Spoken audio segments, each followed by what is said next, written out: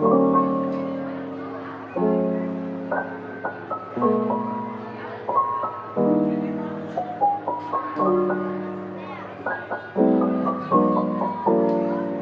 buenas, señoras y señores, ¿cómo estamos?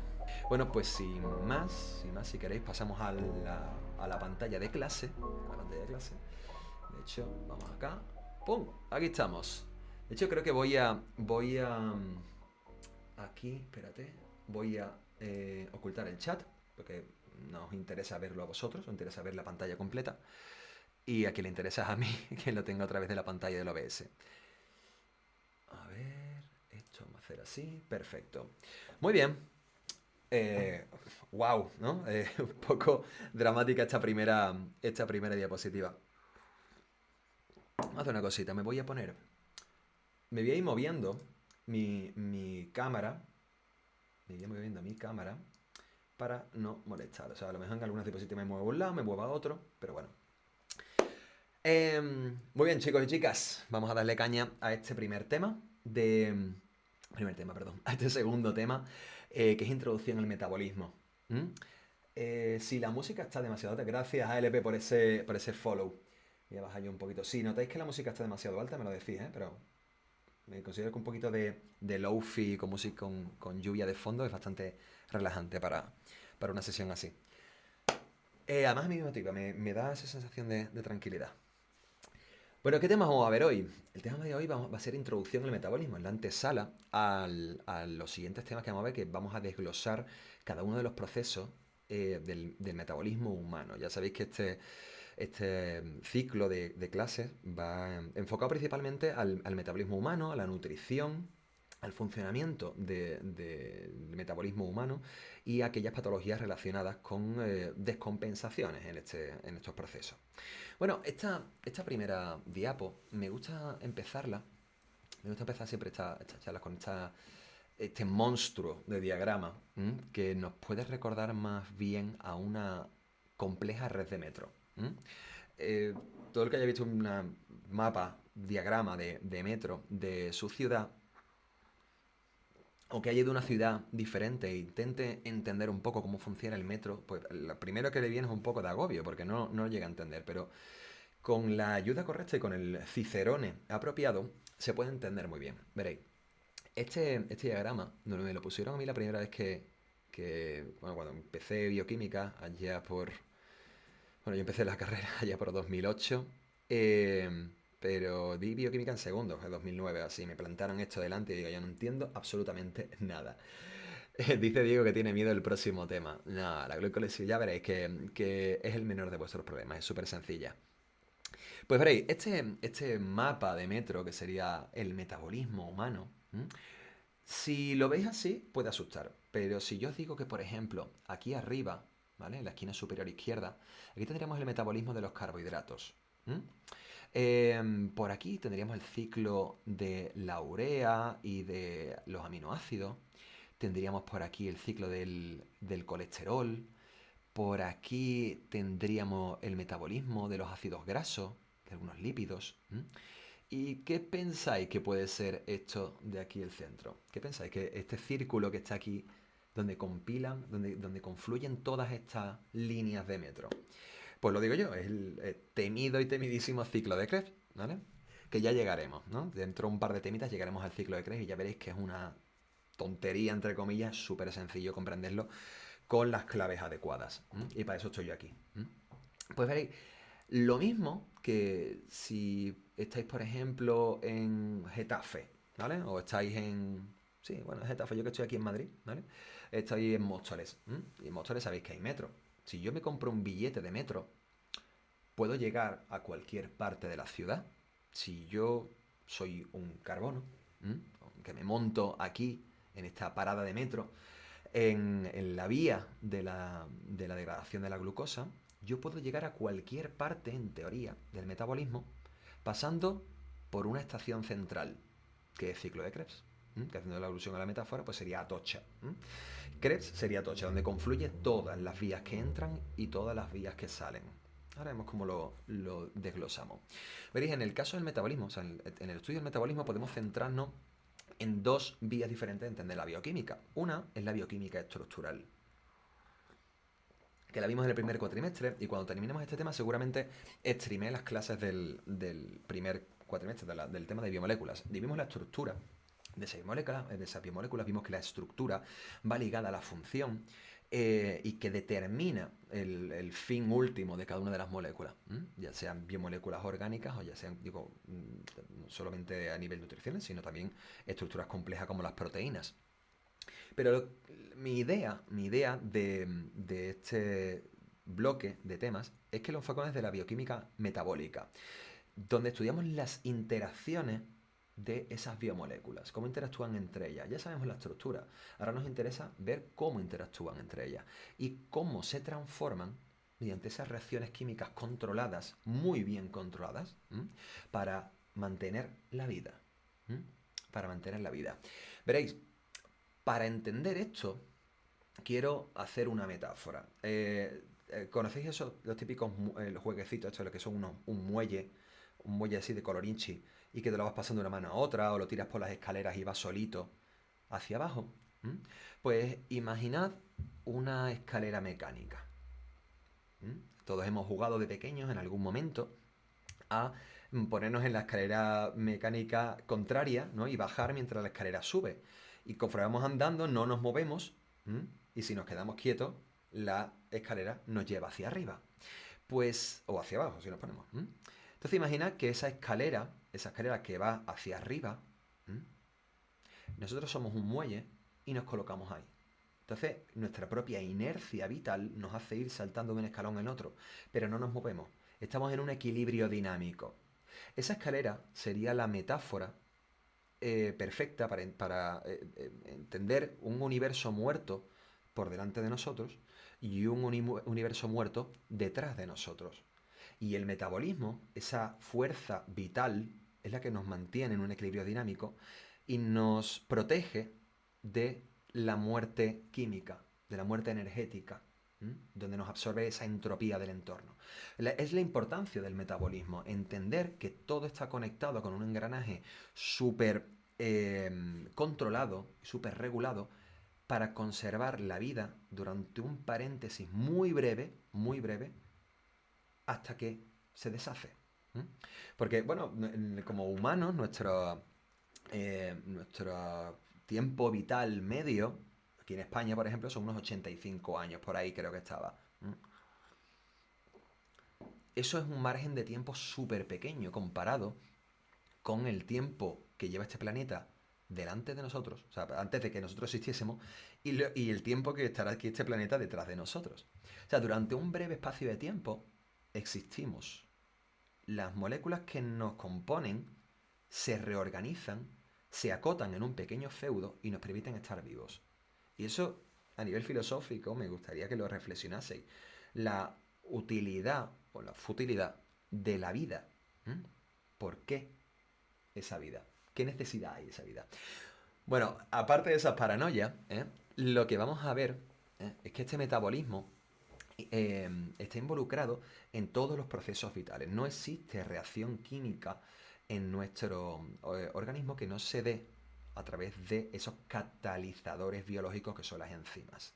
Y estas llevan a cabo funciones tan importantes como la propia absorción de los nutrientes, la degradación de los mismos para obtener energía y la utilización de esta energía para la síntesis de nuevos compuestos. Lo que sería la diferencia entre el catabolismo, que es la degradación, y el anabolismo, que es la síntesis o creación o génesis de nuevas moléculas.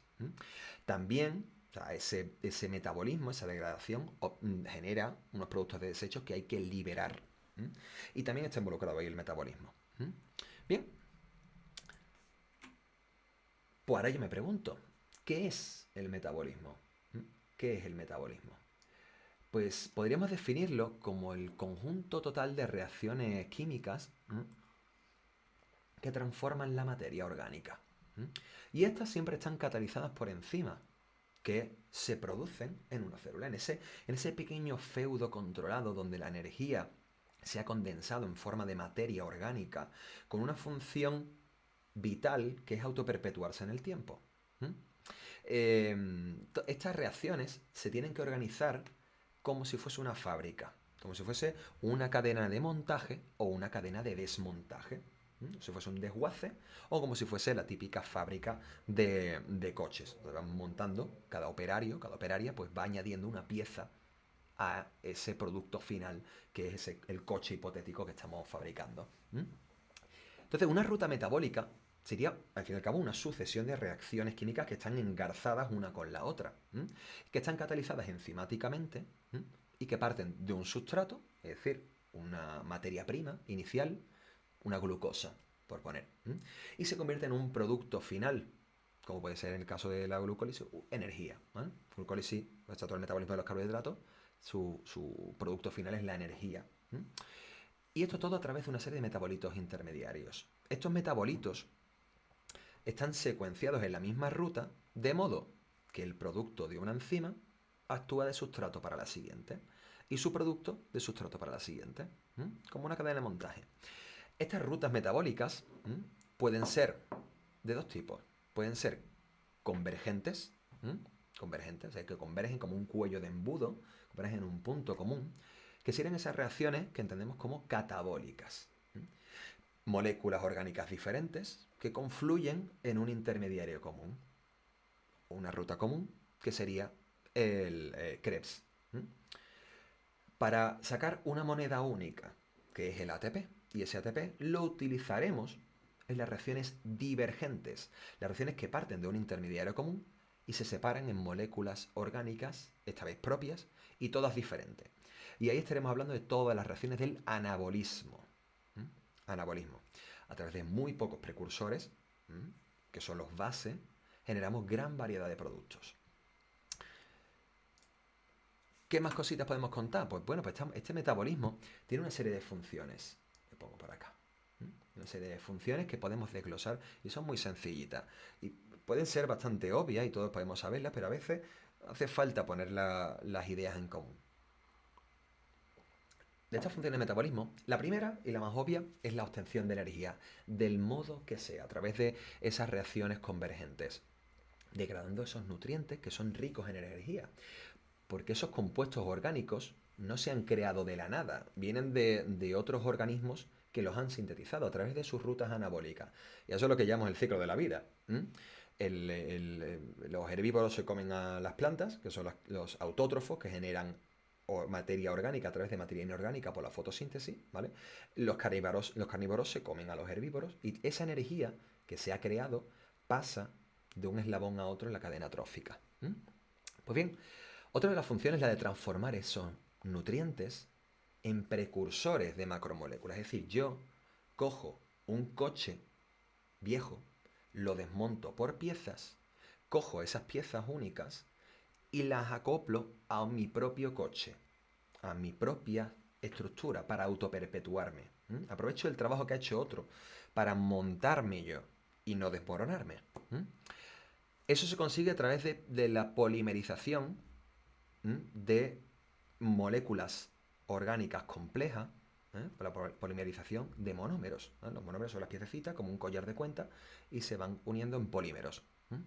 Así puedo sintetizar mis propias proteínas, mis ácidos nucleicos, mis polisacáridos de reserva, mis grasas de reserva.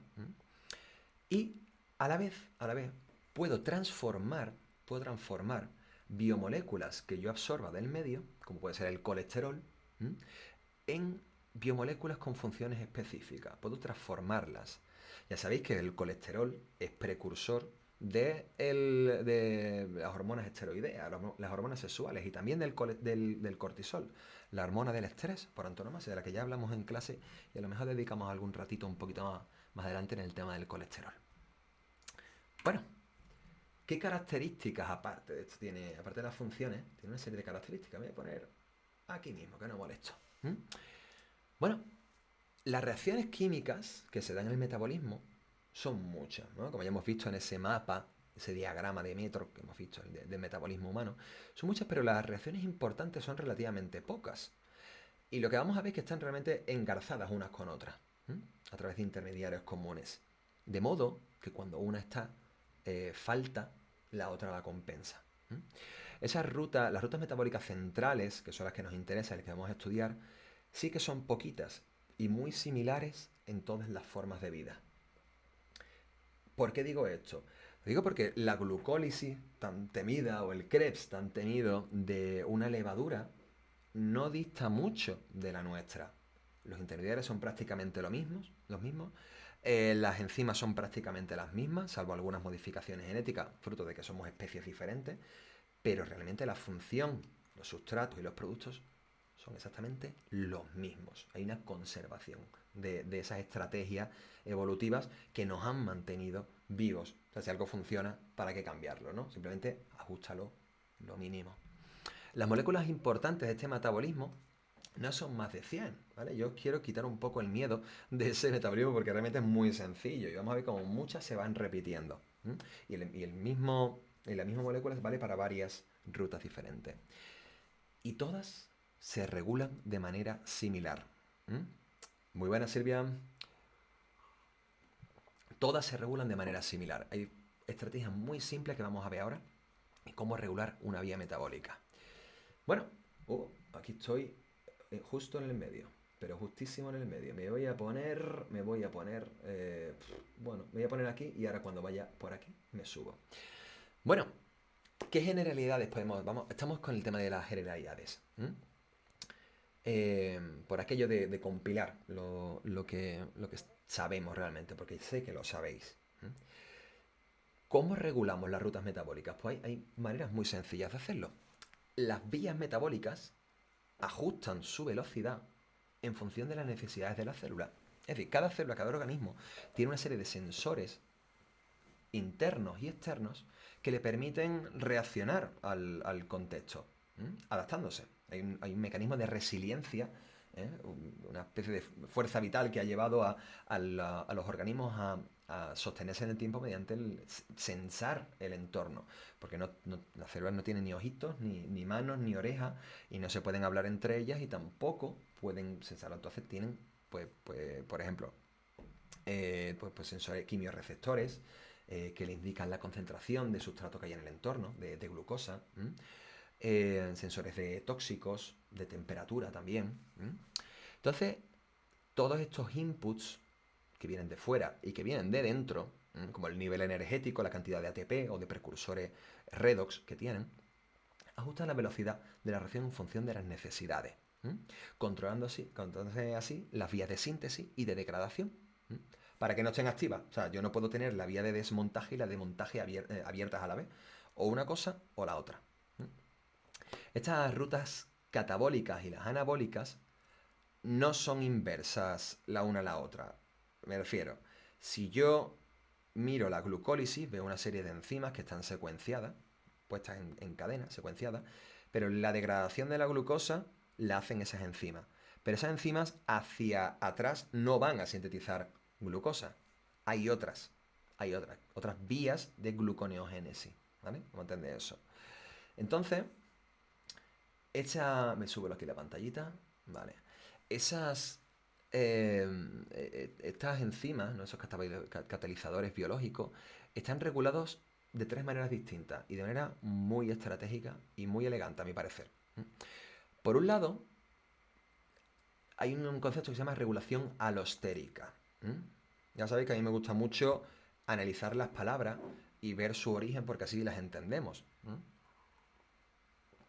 Alosteros, en griego, alos significa otro, ¿vale? O diferente.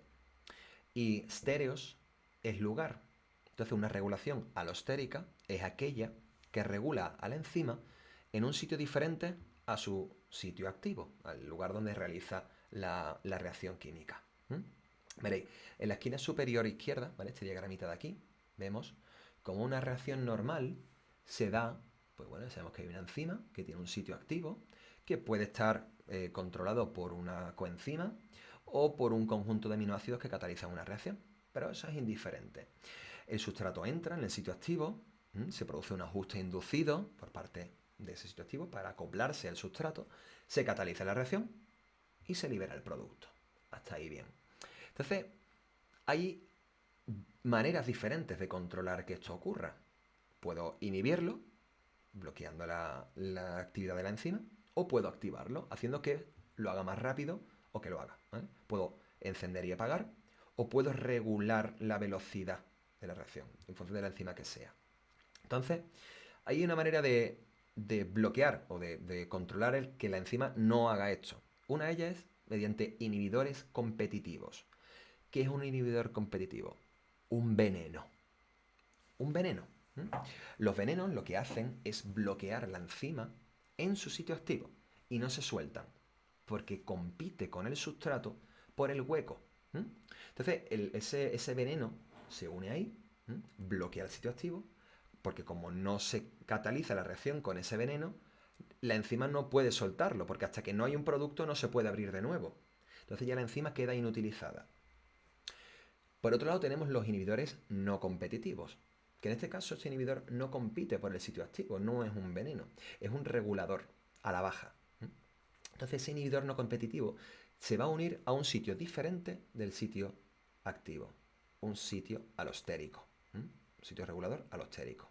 Entonces, cuando ese inhibidor alostérico o no competitivo se une a ese sitio, modula de una manera u otra, cambia la forma del sitio activo, impidiendo que se una al sustrato o alterándolo de tal manera que el sustrato le cuesta un poquito más unirse. Y lo que hace es que reduce la velocidad de la reacción o la bloquea directamente. Puede haber de dos tipos. Lo mismo que hay una inhibición, puede haber una activación alostérica. Aquí abajo vemos, hay una inhibición alostérica y una activación. En ese sitio activo, ¿vale? Que está alterado, hasta que el activador no se une al sitio alostérico, no puede cambiar de forma. Entonces, en cuanto se une el activador, cambia la forma del sitio activo y esta vez sí es más receptivo y cabe perfectamente el sustrato y puede haber una reacción. Bueno, esa es una manera de regular las vías enzimáticas a través de esa regulación alostérica. La otra es la regulación hormonal, que todos sabemos. Por ejemplo, sí, yo, ahora que hoy hace muchísimo frío por aquí, en Madrid, frío que te cagas. Yo salgo a la calle y ahora pues me abrigo, ¿no? Me pongo una sudadera, un chaquetón, me pongo un gorro, unos guantes, ¿vale? Y mi metabolismo, digamos que se para, ¿vale? O sea, no es que se pare, sino que va lentito, porque ya con el propio calor que genera mi cuerpo se mantiene. Pero imaginad que por un momento yo me he olvidado de la sudadera, del chaquetón y voy con este jersey. Obviamente voy a sentir frío. Mi cuerpo lo va a sentir, va a compilar toda esa información de mis termorreceptores, lo va a mandar al cerebro, lo va a compilar en el hipotálamo, la hipófisis, va a mandar una serie de señales a mi glándula tiroidea y va a empezar a soltar hormona tiroidea. O sea, la hormona va a llegar a mis tejidos periféricos y va a acelerar mi metabolismo. Va a hacer que vaya mucho más rápida mi glucólisis, mi ciclo de Krebs, mi cadena respiratoria de electrones para hacer mucha energía porque tengo que emitir calor para que mis tejidos no se congelen. Entonces, ¿qué ocurre? Cuando yo entro de nuevo en una casa y está puesta la calefacción, lo que siento es un calor enorme, porque yo vengo con la calefacción interna ya encendida. Mis hormonas tiroideas han modulado mi metabolismo para hacerlo más rápido. Y no es hasta el rato que yo estoy dentro ya de casa cuando baja mi señal de tiroides y mi metabolismo vuelve a una velocidad normal, una velocidad fisiológica adaptada a la temperatura del entorno. Yo creo que esto se entiende, es bastante intuitivo. Y la tercera vía de control de estas vías, de estas rutas metabólicas, es por regulación de la concentración de una enzima. Yo puedo regular genéticamente mi enzima a través de moduladores epigenéticos que controlan la expresión de los genes. He hablado muchísimas veces, he hablado de la epigenética y cómo son esas modificaciones que no modulan la secuencia de ADN. Son unas marcas químicas como las metilaciones o las acetilaciones que se dan tanto en el ADN como en las histonas y ajustan la expresión de los genes, condensando o descondensando parte de la cromatina para que esos genes se expresen. Y eso va ligado también al entorno y a mis hábitos. Pero veréis, no solamente puedo regular la concentración de una enzima, ¿vale?, a través de regulación genética. O sea, puedo hacer otra cosita más. Y es una regulación a través de el sustrato y el producto. Como ya os dije, esto es una vía de montaje o de desmontaje, esto es una cadena de producción. Como si estuviésemos en una típica fábrica de Renault, de coches, y están los operarios y las operarias, pues uno detrás de otro y cada uno poniendo una piececita. Bueno, pues imagina que estamos ahí en esa cadena y yo pues pongo una puerta y tú pones otra y el otro pone el freno de mano y otro le echa grasa al motor. Y todo poquito a poco, al final, al final de la cadena podemos encontrarnos ese coche. Pero imagina por un momento que el mercado va fatal y los coches que estamos fabricando no se venden. La persona que está al final de la cadena va a decir, hey, parad, que se nos están acumulando los coches. Esto no podemos seguir, no podemos seguir fabricando coches. Entonces el metabolismo frena, el metabolismo anabólico frena. En ese momento, lo que hacemos es desviar la ruta hacia otros derroteros. ¿Qué ha ocurrido? El producto final ha actuado como inhibidor de la propia vía. Y van a que de nuevo el mercado vuelve al alza, y vendemos todos los coches. Pues como hay falta de producto, se estimula la vía, ¿vale? Se nos está acumulando el sustrato y entonces la vía se activa. Esto es una regulación por la ratio sustrato-producto. Y lo veremos en la glucólisis, es algo bastante habitual en el control de las rutas. Me pregunta Liam, dice, ¿los antirretrovirales serían un regulador de vías de rutas metabólicas? Sí, en el sentido de que el fármaco bloquea la vía anabólica de la replicación del ADN en estos retrovirus, sí, sería un inhibidor, de hecho, es un inhibidor competitivo de la ADN polimerasa de ciertos virus. Sería como un veneno, haciendo muchas comillas, ¿vale? Un veneno para esos virus. Entonces bloquearías esa vía mediante una regulación, o sea, una inhibición competitiva de esa enzima. Bien visto, por cierto. Bien visto, buen detalle. Más cositas. Cositas importantes de este metabolismo, como siempre os he dicho. Muy buenas, Mario, ¿qué tal? Aquí estamos dando clasecita. Grande ese follow de mi Mario. Otra cosita que os iba a comentar, ¿vale? Que os quiero comentar de esta introducción al metabolismo, es que lo importante es que lo que siempre os he dicho, los eucariotas tenemos un TOC, ¿vale? Somos como la Marie Kondo del metabolismo. Queremos tener todo en cajoncitos y todo muy bien ordenado. Y creo que eso ha sido gran parte del éxito de los eucariotas hasta llegar al punto de que somos como somos, ¿no? Eh, eh, Organismos complejos, ¿no? Entonces, las funciones del metabolismo nunca se realizan de forma independiente, ¿vale? Esto es importante entender. Están siempre reguladas y compartimentadas. A los eucariotas nos encanta meter las cosas en cajoncito, como siempre he dicho. Y ciertas reacciones se dan en un cajón, como puede ser el núcleo, donde se dan reacciones principalmente del anabolismo, de síntesis de nuevos ácidos nucleicos, como el ADN, el ARN, que después saldrá al retículo endoplásmico para sintetizar las proteínas, o saldrá al citosol para hacer enzimas y proteínas del propio citosol. Después, en el Golgi, ¿no? En el sistema del retículo endoplásmico, tanto el rugoso como el liso, también son enclaves anabólicos, enclaves donde va a haber una maduración de proteína, una maduración de ácidos grasos que van a ir, y de lípidos que van a ir en la membrana. Son compartimentos anabólicos. Pero también hay compartimentos que son puramente catabólicos. O bueno, no puramente, no vamos a decir nunca no hay nada puro y categórico en la biología, ¿vale? Pero principalmente enfocados al catabolismo, como puede ser la mitocondria. En la mitocondria se dan reacciones de desmontaje de moléculas orgánicas. Por un lado se da, por ejemplo, ciclo de Krebs. El ciclo de Krebs se da dentro de la mitocondria.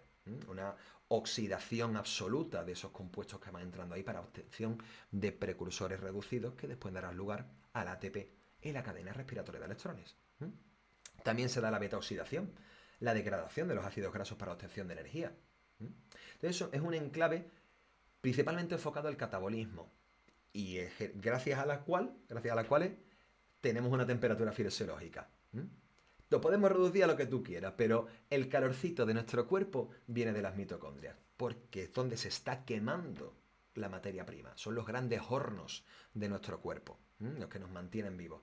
Imagina por un momento que le damos al pausa a nuestras mitocondrias. Por un momento. En breves minutos, y nos ponemos en la calle, ¿no? En breves minutos perderíamos toda la temperatura corporal y nos caeríamos redondos. Son súper importantes. Y después hay enclaves que son híbridos. Enclaves como el citosol, donde se dan reacciones tanto anabólicas como catabólicas. Pues bien, lo que quiero que sepáis es que cada orgánulo y su unidad celular tiene funciones específicas. Y sus reacciones, sus sustratos y sus productos están muy controlados y muy regulados. Porque no me interesa que el sustrato de un compartimento se cuele en otro, porque me va a alterar la vía. Entonces mejor las cositas cada una en su sitio. Estos sistemas, ¿vale? Voy a ponerme acá. Aquí no molesto. Estos sistemas enzimáticos que están enclavados en diferentes compartimentos celulares pueden ser diferentes, ¿no? Pueden tener diferentes funciones, diferentes asociaciones, vamos a llamarlo así. Por un lado, estos sistemas enzimáticos pueden ser individuales. Como ya hablamos en su momento, la amilasa, las alfa-amilasas que tenemos en la saliva, ayudan a hacer ese corte, esa degradación en los enlaces alfa 1,4 que componen el almidón. Vimos el ejemplo, todavía no me acuerdo dónde lo encontré, no he llegado a encontrarlo. El ejemplo de esa tribu que hacía esa pasta de yuca o de algún tipo de boniato, la mascaba para hacer esa fermentación y poder hacer una pasta más digerible. Bueno, ahí lo tienen. Esa milasa hace una función única, una única reacción. Su producto en principio no está acoplado a ninguna otra reacción que viene después. Que después se den otras, vale, ok, pero actúa como un lobo solitario, entre comillas. Hay otros sistemas enzimáticos que son los que llamamos multienzimáticos. Es decir, varias enzimas trabajan juntas en una secuencia donde el producto de una es el sustrato de la siguiente. El clásico ejemplo, Krebs. Y son sistemas altamente eficientes. Altamente eficientes. Están muy regulados por la ratio producto y sustrato. Sustrato y producto. Si hay mucho producto, la ruta se para. Si hay mucho sustrato y poco producto, la vía se activa. Está muy, muy regulada. Y después tenemos los sistemas enzimáticos asociados a grandes estructuras. ¿Qué significa esto? Son aquellos sistemas enzimáticos que están integrados dentro, por ejemplo, de una estructura como una membrana o un complejo proteico. Como puede ser, ¿qué os digo yo? Una ATP sintasa, que es una virguería de la evolución. Es una obra de ingeniería microscópica, chiquitita. La fosforilación oxidativa sería el ejemplo más claro de esto. Una secuencia de enzimas que catalizan unas reacciones redox, que ya llegaremos ahí, de transferencia de electrones y que están acoplados y agrupados en un sistema complejo como la membrana interna de la mitocondria. Aquí también existe un alto grado de regulación, porque lo que va a generar el producto es muy preciado. Es el ATP, es el nivel energético de la célula. Y por eso tiene que estar altamente regulado. Más cositas. Entonces, en global, que es lo que me gustaría a mí englobar esto, me voy a poner un momentito, me pongo aquí. Aquí se me sigue viendo. Perfecto. El esquema global del metabolismo a mí me gusta verlo como un gran reloj de arena. Un gran reloj de arena. Desde el ingreso de los nutrientes en la célula, esas biomoléculas orgánicas, que se van cortando a través del catabolismo y van confluyendo, ¿vale? Van convergiendo en los intermediarios comunes que se generan en la mitocondria.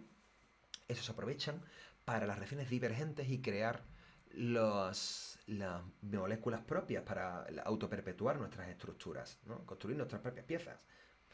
Y se puede generar una serie de desechos. Desechos frutos del catabolismo o generar calor. Ahora veremos por qué decimos lo de generación de calor o absorción de calor. Entonces yo puedo entender esta metáfora como un gran reloj de arena, donde el depósito de arriba incluiría las reacciones del catabolismo, que convergen en el cuello de ese depósito, que es el anfibolismo. Sería Krebs, reacciones anfibólicas, como O sea, no suelen tener que siempre, yo soy mucho de reglas mnemotécnicas. Un anfibio, ¿qué es? Es un organismo anfibios que puede vivir en dos entornos a la vez, en el agua y en la tierra. ¿M? Pues anfibolismo no es ni catabolismo ni anabolismo, sino las dos cosas. ¿Vale? Hablando mal y pronto. Entonces el catabolismo sería en esa ruta que converge en el anfibolismo y el anfibolismo de ahí diverge en ese depósito final que son las reacciones anabólicas que generan nuestras estructuras. Ya hemos fijado esas nuevas moléculas en nuestro organismo, las hemos almacenado. Entonces, nuestro metabolismo pivota en ese eje del anfibolismo. En función de las necesidades del entorno, seremos más anabólicos o seremos más catabólicos. Y de manera fisiológica, en un contexto sano, en un contexto saludable, esto se va moviendo a lo largo del día. En función de, bueno, si hemos comido, si hemos no, nuestro nivel energético. ¿Eh? Eh, pero también está ligado a lo patogénico. Hay contextos patogénicos en los que esto está descontrolado. Ejemplo más claro, el síndrome metabólico, que tenemos un caso clínico para el final de la clase que vamos a ver, ¿no? El síndrome metabólico. Vemos que hay un desacople absoluto de las rutas catabólicas con las anabólicas. Entonces se descontrola el cuerpo entero, ¿no? Otro caso, por ejemplo, muy interesante, es en los grandes quemados. Las personas que sufren algún tipo de deflagración, donde hay una destrucción absurda, enorme del tejido epitelial, con afectación puede ser de diferentes gravedades, ahí hay una eliminación instantánea de mucho tejido, de muchas proteínas. Lo que intenta hacer el cuerpo en ese momento es recuperar todo el material nutritivo, todos los nutrientes que ha perdido en ese momento. Y entra en un síndrome hipercatabólico. Empieza a comerse a sí mismo para recuperar esa energía y poder reaprovechar esos nutrientes para regenerarse. Un síndrome hipercatabólico. También tenemos un caso clínico sobre eso. Vemos cómo se tratarán a pacientes quemados. Bueno, para entender esto, voy a colocar, no sé dónde colocarme, no moleste. Bueno, aquí mismo, yo creo que aquí estoy bien. Sí, yo creo que sí. Vamos a entendernos. El catabolismo, podemos reducirlo a una fase destructiva. Donde hay unos sustratos, hay unos productos que son de desecho, como el CO2, como el agua, el ácido láctico, el amoníaco. Y aparte energía, que esa la utilizaremos más adelante. Esta obtención de energía se da a través de reacciones oxidativas, oxidorreductivas, ¿vale? Reacciones redox entre vosotros y yo, mediante las cuales hay compuestos orgánicos que vamos oxidando. ¿Cuándo se oxida un compuesto? Cuando le robamos un electrón. Le robamos un electrón, pero siempre hay otra molécula que los afecta. El electrón no se va por ahí dando vueltas. No se va por ahí. Y no debería irse por ahí. Siempre hay un intermediario que absorbe ese electrón. Uno se oxida, mientras que otro se reduce. Y estas reacciones generan calor, generan energía. El calor al fin y al cabo no deja de ser energía. Y la ATP es energía pero química. Entonces nosotros podemos aprovechar esa emisión de calor, esa emisión de energía para sintetizar nuestro ATP. Vamos a atrapar por un momento, de manera instantánea, muy breve, esa energía para que no se escape y rápidamente aprovecharla para encauzarla a otros derroteros, anabólicos en este caso. Procesos convergentes, oxidativos, exergónicos. Exergónicos significa que emiten calor o que generan energía. Esos son los tres adjetivos que caracterizan al catabolismo. Oxidativo, convergente, exergónico. Ok, ¿entendido eso? Por otro lado, las reacciones anabólicas son lo contrario. Son divergentes, son reductoras, porque esos electrones que hemos robado a las moléculas que se oxidan se van a aprovechar para crear otras. Tanto divergentes, pues creo varias moléculas propias, diferentes moléculas propias, reductoras y endergónicas, es decir, absorben calor, absorben energía. Entonces tenemos ahí, de esta manera podemos compilarlo todo en este esquemita muy pequeño, ¿vale? Que esto reduce a la mínima expresión todo lo que os he estado contando. Catabolismo, degradativo, oxidativo, exergónico, porque genera energía, y asociado siempre a la lisis, a la rotura de las biomoléculas. Y por otro lado, el anabolismo, que es sintético, reductor o reductivo, pone aquí, y endergónico, es decir, absorbe energía, siempre asociado a reacciones de génesis, de creación de nuevas moléculas. Bueno, las fases del catabolismo y del anabolismo, como ya os dije, están acopladas en función de las necesidades del organismo. Es decir, esto es una balanza. En función de mi entorno, de lo que esté ocurriendo, el metabolismo se va a mover hacia un lado o hacia otro. A muchos nos sonará seguro, esas dietas inspiradas en lo diré, en el autocatabolismo, que son las del ayuno intermitente. Nos sonará seguro, el ayuno intermitente, conjunto de dietas que están inspiradas en un Nobel que hubo, no sé si era el 2015 o 16, ¿no? Un poco más adelante, creo que ese incluso sea más reciente, que habla de cuando las células de nuestro cuerpo entran en un estado de deprivación de sustrato, de alimento, empieza a destruir o a comerse aquellas estructuras viejas.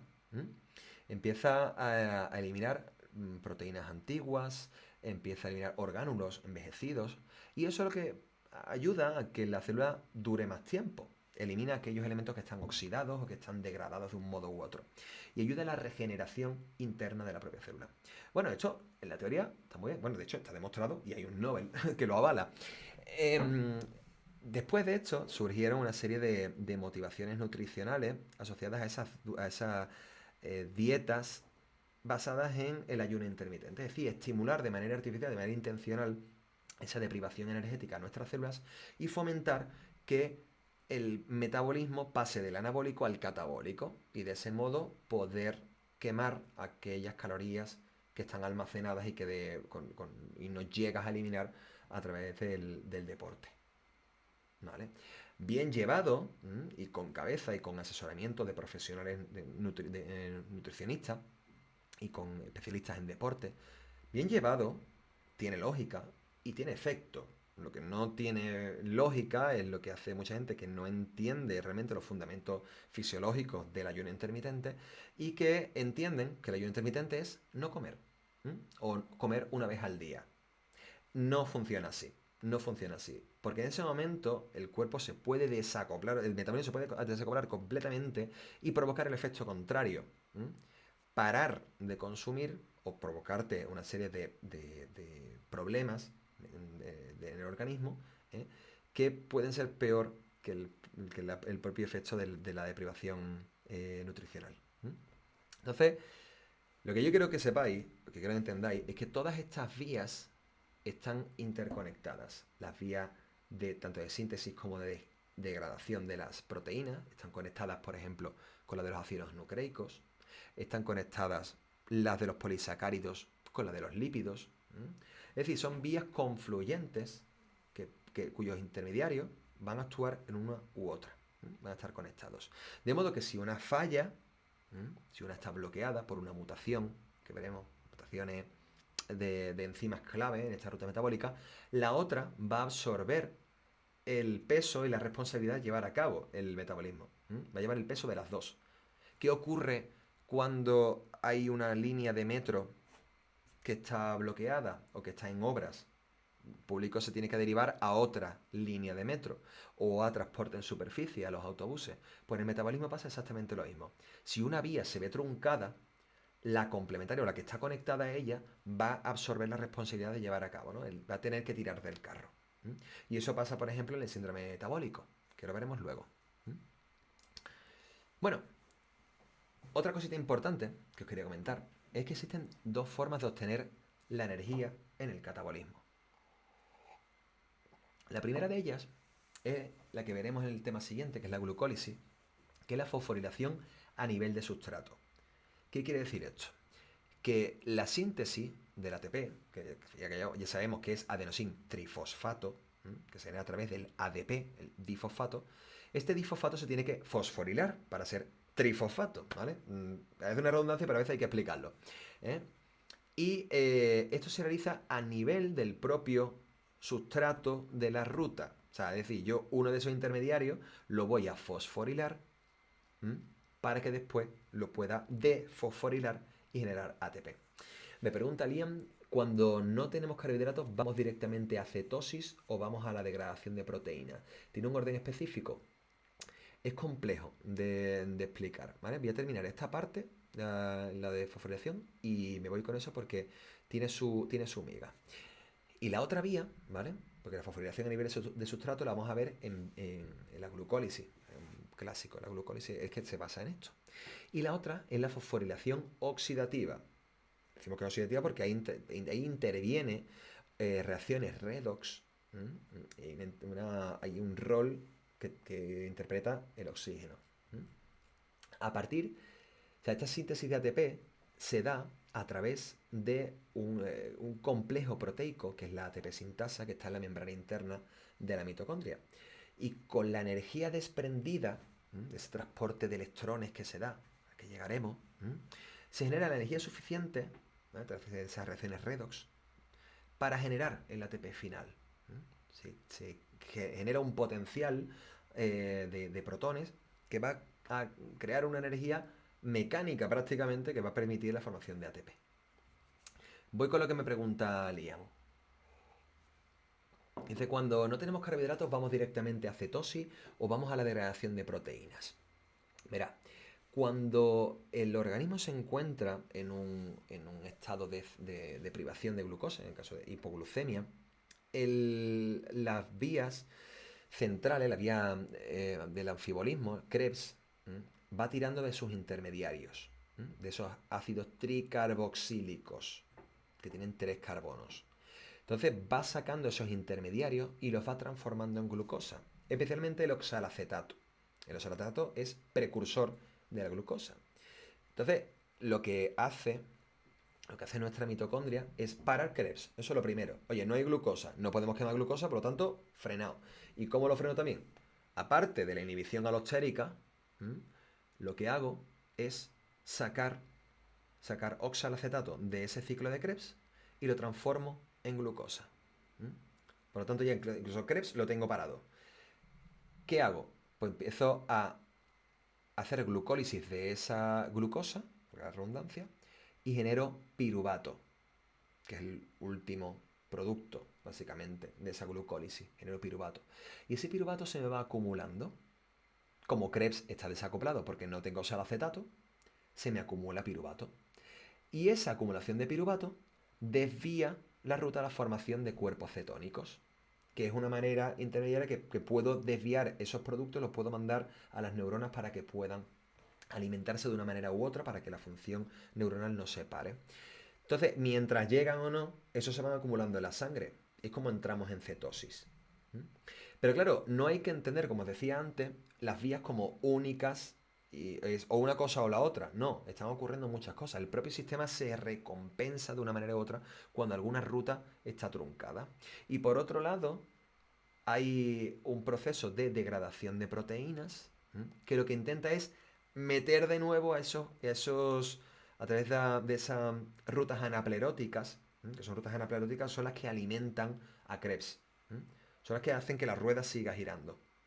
Esas reacciones anapleróticas vienen de muchos aminoácidos, que es lo que hace que estimulemos la degradación de proteínas. Entonces, por un lado, de Krebs está saliendo el oxalacetato para hacer los cuerpos cetónicos, porque hay hipoglucemia, y por otro lado estamos degradando proteínas para alimentar mediante reacciones anapleróticas a nuestra rueda, para que de un modo u otro podamos seguir haciendo ATP. Es complejo, pero poco a poco llegaremos y iremos entendiendo el sentido. Cuando todas las piezas hagan así, ¿vale? Lo entenderé. Ahora mismo estamos al principio del riachuelo, donde se irán uniendo, irán convergiendo esos diferentes riachuelos y haciendo el río de ese conocimiento que llegará al mar de la brillantez en la bioquímica que vais a tener todos y todas. ¿Vale? Me gustan mucho las metáforas, ya lo sabéis. Bueno, teniendo en cuenta esto, ¿qué tipo de reacciones bioquímicas vamos a encontrar en nuestro metabolismo? ¿Vale? Ya sabéis que a mí me gusta mucho poner nombres y apellidos. En el tema anterior ya hablamos de los diferentes tipos de enzimas que hay. Y esta es una diapositiva muy similar. Sabemos que hay reacciones de oxidorreducción, que lo hacen las oxidorreductasas. Como puede ser, por ejemplo, una lactato deshidrogenasa, que transforma el lactato en piruvato. El lactato, fruto de la fermentación de la glucosa, lo transforma en piruvato, que es reaprovechable y se puede meter en Krebs. Por otro lado, tenemos las enzimas que forman o rompen enlaces. De tipo carbono-carbono, por ejemplo. Es una liasa, que una liasa lo que hace es romper dobles enlaces y lo hace simple. Puede ser una ligasa, que une carbonos con carbono. Una ligasa que puede ser perfectamente una polimerasa de glucógeno, ¿vale? O una ADN polimerasa.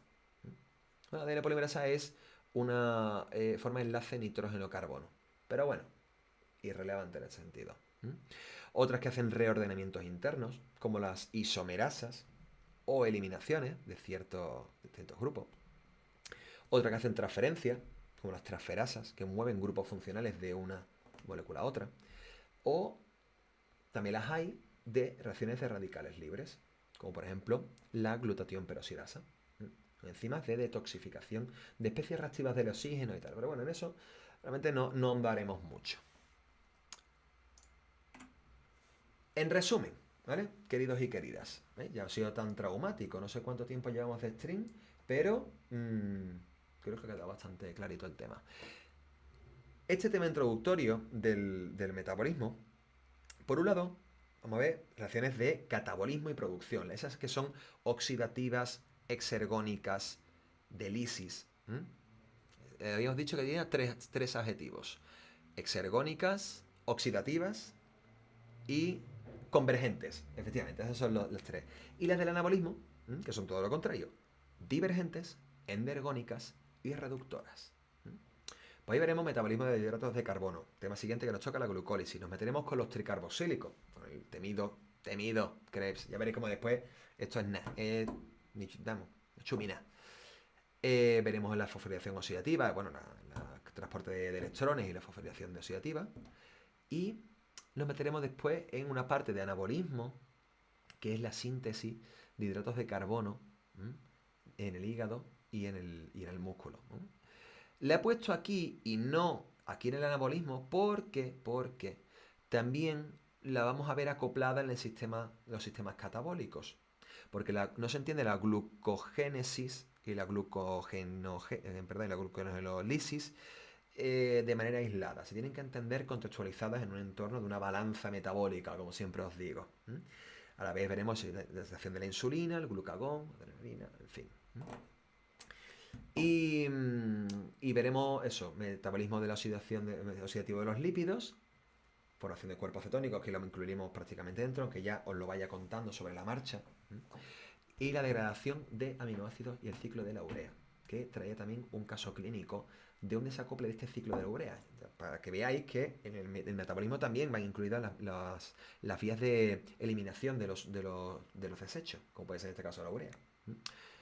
Después en anabolismo pues veremos, sobre todo haré mucho hincapié en la síntesis de colesterol y esteroides, y las lipoproteínas y los lípidos. Pues, dicho esto, vamos a pasarnos aquí al primer plano. Y creo que ha quedado bastante claro, ¿no? El temita este. ¿Os ha parecido esclarecedor? ¿Tenéis alguna duda al respecto? No sé si seguís por ahí, os habéis quedado dormidos con mi tono de voz sedante de locutor de radio, un poquito de ASMR bioquímico.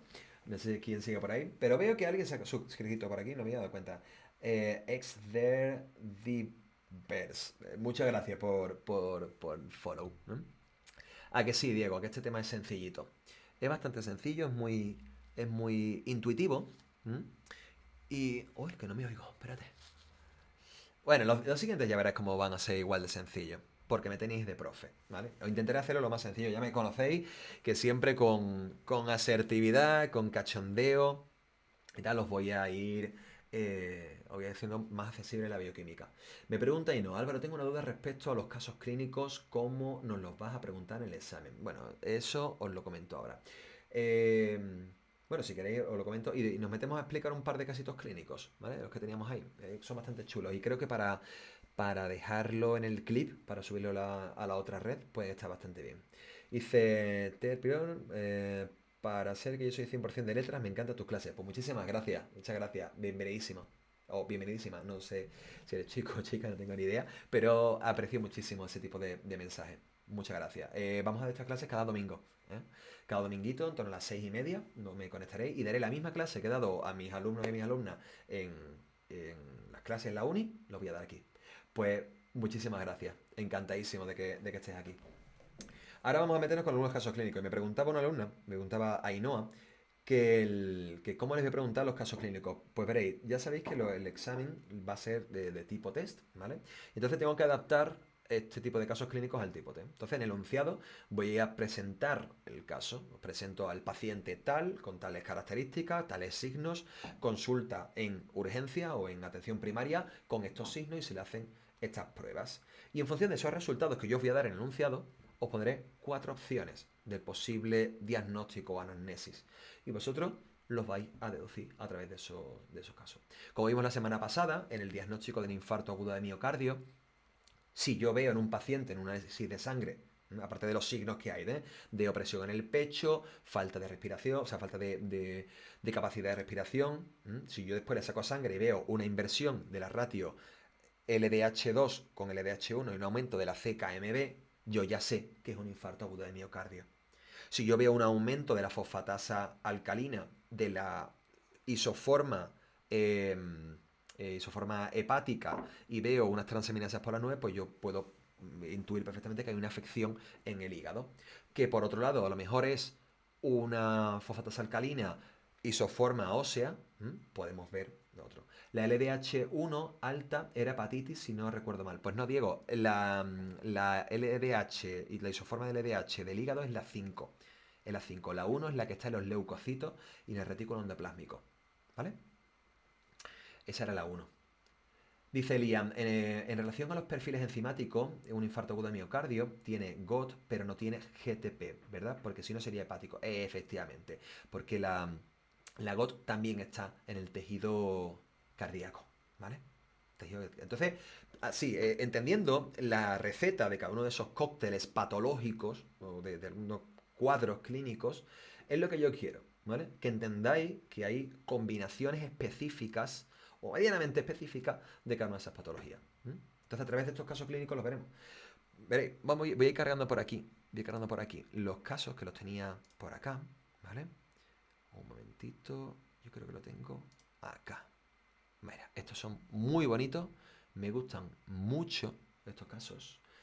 Tenemos, voy a contaros 4, pero así rapiditos, ¿vale? Rapidito, porque ya lo hemos visto en clase, lo habéis visto, pero simplemente os voy a enseñar un poco cómo valorarlos. Veréis, vamos a poner esto en grande, para que se vea así, creo yo, ¿no? A ver, esto se puede poner un poquito más grande. Esto no me da mi posibilidad de ponerlo más grande, ¿no? Pues entonces lo que voy a hacer es así. Acá, ¿vale?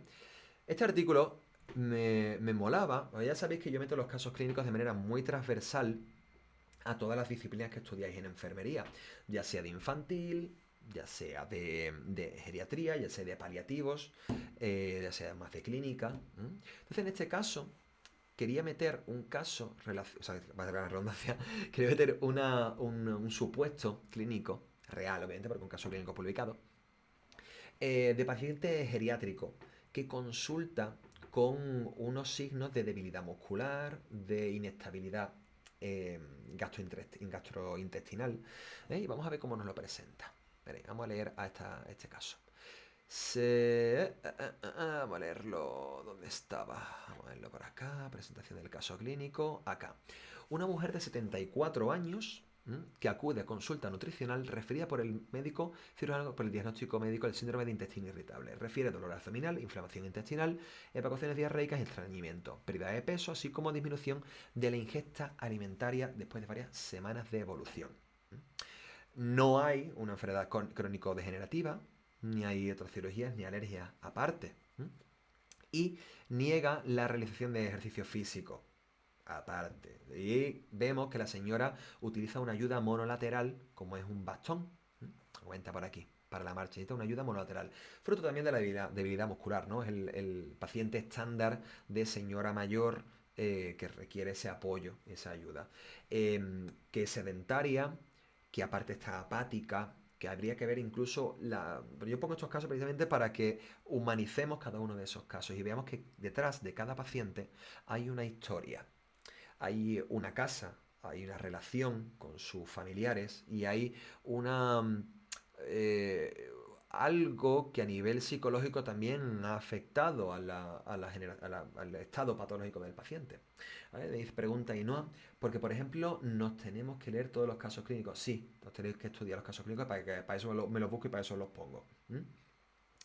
¿Qué más? Y os generaré, los supuestos serán similares a los que hemos estudiado. ¿Vale? Entonces, a lo mejor no se llama Pepito, si se llama Juanita. Y en lugar de tener 74, pues va a tener 78, ¿vale? Pero van a ir por ahí los tiros. Vamos a ver a Nuestra Señora, de 74 años. La primera valoración indica un peso de 49 y una talla de 1,44, con un IMC, ¿vale?, de 23,9. Eutrófico. Bueno, pues está en el rango acorde a su edad.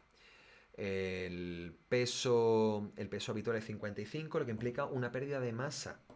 Después se le mira en el registro y ve que la señora ha perdido peso. Ha perdido unos 5 kilitos y medio ha perdido más o menos, la señora, en el periodo de 3 meses desde la última consulta, lo cual implica casi un 10% de pérdida de peso, lo cual ya nos tiene que saltar las alarmas, hay algo que ha ocurrido ahí. Se realiza una bioimpedancia y se ven los patrones, la porcentual de materia grasa y porcentual de materia muscular. Entonces se le monta un plan, de dieta y de visita. Durante la primera consulta nutricional se determina al paciente que tiene un alto riesgo nutricional. Típica señora mayor que está apática en casa, que la misma pérdida de movilidad muscular le hace coger miedo porque lleva el bastón y le hace tener cada vez menos actividad física, lo cual fomenta el sedentarismo y a la larga va provocando la pérdida muscular. Porque no hay un input proteico, porque hay apatía y hay menos ingesta y hay menos movimiento, por lo tanto hay menos ejercicio muscular y por tanto no hay estímulo de síntesis de nuevas fibras musculares. Por lo tanto el cuerpo se va marchitando poco a poco. Bueno, ¿qué primera intervención se le realiza? La intervención fue brindar un plan de alimentación para cubrir esas necesidades, esos requerimientos calóricos. Y se le plantea, dado que consulta con ese dolor abdominal, esa inflamación intestinal, esa distensión abdominal que le provoca esa incomodidad, se le idea una dieta libre en FODMAP, ¿vale? FODMAP, que son esos oligosacáridos, disacáridos, monosacáridos y polioles fermentables. Son una serie de polioles y sacáridos que son fermentables por ciertas cepas de bacterias. Entonces, si yo no le doy ese sustrato a esas bacterias, no van a fermentar. Voy a fomentar una recuperación de la disbiosis que hay en esas poblaciones de bacterias en el intestino, quitando lo que les gusta a las bacterias malas y dando lo que le dan a las bacterias buenas. Así ayudo a la recolonización del intestino, de esa flora intestinal. Se la cita a 4 semanas y se valora esa primera intervención. ¿Qué se le ve? Ha mejorado la sintomatología gastrointestinal, ¿vale? Perfecto, por lo tanto esa restricción FODMAP ha funcionado. Pero, por otro lado, lo que refiere la paciente es que no es capaz de comerse todas las porciones de proteína de la dieta. ¿Por qué ocurre esto? Esto es bastante común, porque una señora de esta edad, que a lo mejor vive sola o que no está acostumbrada a comer tantas cantidades, no tiene una distensión estomacal suficiente como para que llegue esa comida. Por lo tanto, cuanto menos distendido esté el estómago, más se va a atrofiar la sensación de hambre y antes se va a llegar a la de saciedad. Por lo tanto, la señora no es que no le va a caber, es que no va a tener hambre de comer más. Ese es un gran problema. Y ocurre muchísimo en pacientes de este tipo, ¿eh? Esto es un estándar. Y no puede realizar el ejercicio físico recomendado. Porque, bueno, por cuestiones obvias, ¿vale? Por esa imposibilidad muscular. ¿Qué ocurre? Que los datos que reflejan, se le hace la misma valoración que le hizo en la anterior visita y se ve que sigue habiendo pérdida muscular. ¿Por qué hay pérdida muscular? Porque no está incorporando proteína y sigue sin moverse.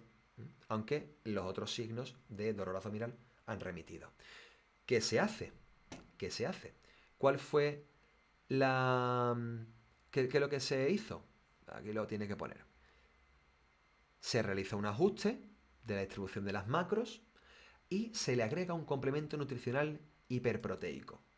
Proteína liofilizada, ¿vale? Que todos conocemos ya. Un complemento dietético de proteína en polvo que a lo mejor es más fácil que la señora se lo tome. ¿Veis cómo siempre se tiene que adaptar un poco el algoritmo de decisión a las necesidades propias del paciente? No vale todo para todos, sino que lo mismo que vale para uno, a lo mejor para otro no funciona. O dentro del mismo tipo de paciente, a lo mejor no funciona para uno y otro para otro, sí. Entonces, eso como futuro personal sanitario, tenéis que tenerlo siempre muy en mente. ¿Qué se ve a la tercera? Se ve a la tercera, 8 semanas después de la primera consulta, una mejora en la antropometría y la funcionalidad. Fijaos simplemente con ajustar la ingesta hiperproteica, cómo el propio sistema se recompensa y va hacia el anabolismo muscular, fomentando la formación de ese músculo que va a seguir alimentándose del tejido superior. Y se ve como hay un descenso o sea, un índice de masa corporal que aumenta, porque antes estaba en 23 y ahora está en 24, pero en este caso hay una mayor creación de músculo. Vamos a verlo en la tabla 3, aquí es donde se ve. Mirad, Nuestra Señora, en la primera intervención, gana, de la primera a la segunda gana peso y de la segunda a la tercera más peso todavía, ¿vale? Ha recuperado esa pérdida del 10% de peso corporal que perdió en tan poquito tiempo, en 3 meses. Donde se vio, ¿vale? Ese aumento de la masa corporal, se vio en un aumento de la masa muscular. ¿Veis? Simplemente con incrementar la, la dieta, o sea, la proteína, ¿no? Macro de la proteína y un poquito de ejercicio, ¿vale? Se ve. De hecho, un poquito más adelante se monitoriza no solo nutricionalmente, sino también la fuerza muscular, ¿vale? Que se veía un poquito más para abajo, no sé si estaba por aquí, que hablaba incluso de que la señora había mejorado en la... Hay varias maneras de ver la fuerza muscular en pacientes geriátricos. Uno es la capacidad de alzarse de una silla, de levantarse de una silla, para ver la funcionalidad de los músculos de los miembros inferiores y también la musculatura abdominal y dorsal. Y también la fuerza de presión, la fuerza para coger la mano. Y eso se mide, hay una manera de medirlo. Entonces, me gusta meter este caso porque así se puede ver un poco cómo se puede paliar de un modo u otro esa gran lacra con la que hay que luchar en los pacientes geriátricos como es la sarcopenia. Porque de esa sarcopenia deriva gran parte del derrotero, del final de ese paciente y la calidad de vida que va a tener. La inmovilidad acelera muchísimo los procesos degenerativos. Me pregunta Liam, nosotros usamos el dinamómetro que le das en la mano y le mides lo que aprieta. Efectivamente, efectivamente. En otras ocasiones también incluso lo he llegado a ver en frecuencia, o sea, en número de presión de una pelota de goma, ¿vale? Hasta qué punto se cansa. O esa pelota conectada también a un medidor de tensión, de presión. O sea, hay maneras, ¿vale? El dinamómetro es la más habitual, la más extendida. Bueno, entendido este caso clínico, ¿verdad? Es bonito. A mí me gusta porque ya no es solamente una cuestión bioquímica, sino también una cuestión humana. Una cuestión humana para entender cómo lidiar con ciertos pacientes y cómo ajustar nuestra toma de decisiones. ¿Qué más tenemos por aquí? Uy, me quedo sin té. Por suerte, tengo aquí agua. Que debe agüita y que está muy hidratado.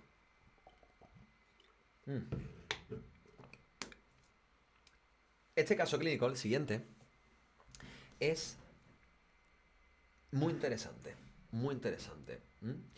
Es un proceso de atención enfermera al paciente quemado.